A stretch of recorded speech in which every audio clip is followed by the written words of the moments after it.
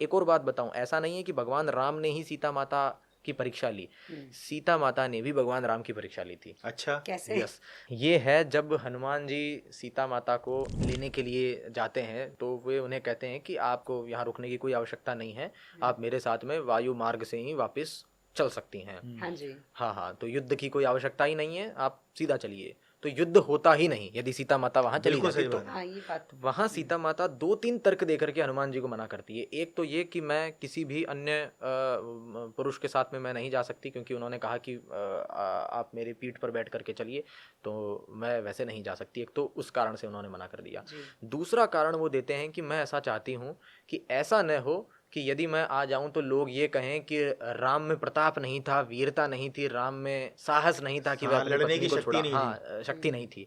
तो जी। क्या सीता माता को डाउट था भगवान राम पर? नहीं, उनको तो अपने मन में क्लियर था कि मेरे पति में कितना प्रताप। उन्होंने बात कहा है। मैं दुनिया के लिए चाहती हूँ कि दुनिया देखे कि कैसे मेरा हरण करने वाले व्यक्ति को का वध करके मेरे पति ने मुझे वापस प्राप्त किया। तो एक प्रकार से ये भगवान राम की अग्नि परीक्षा ही थी कि जी। आओ और मुझे अपनी पावर दिखा के लेके जाओ, हाँ जी। जिसने मेरा हरण किया है उसका वध करके जाओ। तो क्या सीता माता को डाउट था भगवान राम पर? नहीं, उन्हें तो मन में क्लियर था।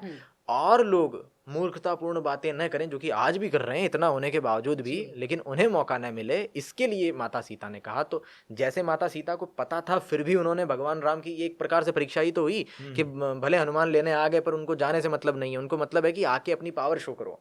तो वो एक प्रकार से परीक्षा थी, जबकि उनको अपने मन में पता था। वैसे ही भगवान राम को भी अपने मन में पता था, लेकिन और मूर्ख लोगों का मुंह बंद करने के लिए उन्होंने ये स्वांग रूपी परीक्षा रची। तो एक्चुअल जब हम कॉन्टेक्स्ट पढ़ेंगे तो दोनों को एक दूसरे के बारे में पता था, पर उनके मन में क्या चल रहा था वो हमें रामायण ग्रंथ पढ़कर पता चलेगा।